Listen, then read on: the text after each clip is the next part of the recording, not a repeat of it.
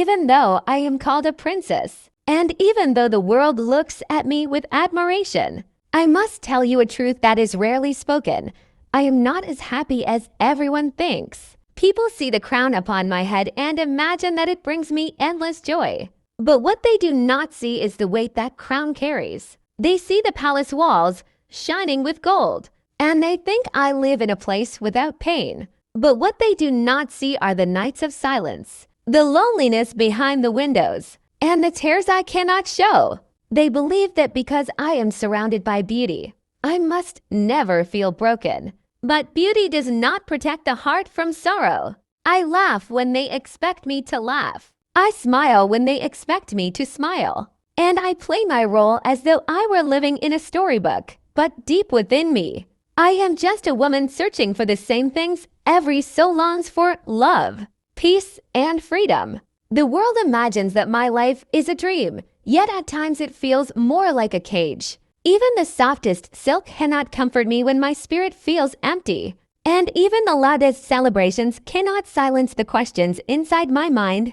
People think being a princess means having everything. But I tell you this, sometimes it means having everything except the one thing that matters most: true happiness. And so, if you are listening to my voice, remember this lesson: never envy the crown, never envy the palace. Never envy the life that looks perfect from the outside, for you never know the storms hidden within it. Instead, value the small joys in your own heart, for sometimes the simplest life carries the truest happiness. You see, people believe that because I am a princess, my heart must be free from pain, that my days are filled with endless laughter, and that every wish of mine is instantly granted. But the truth is, being a princess does not protect me from the storms of life. I, too, face problems that cannot be solved with riches or royal commands. There are days when I wake up and feel the weight of expectations pressing on my chest, as though I must always be perfect,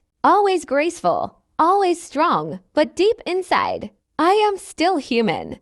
I cry, I doubt, I long for someone who understands me not as a princess, but simply as a woman with feelings. There are moments when I look out from the highest balcony of the palace, and I see children running freely in the streets, laughing without worrying, and I whisper to myself, they are freer than I will ever be, for the palace is not always a paradise. Sometimes it is a golden prison where walls shine, but hearts grow cold. And so I ask myself often, what is happiness? Is it in jewels, dresses, and power? Or is it in the simple smile of someone who truly loves you without expecting anything in return? I have discovered that the greatest problem of being a princess is that many love the crown upon my head, but few take the time to love the soul within me. And this is why, even with all the treasures I hold, I sometimes feel poorer than those who own nothing but love.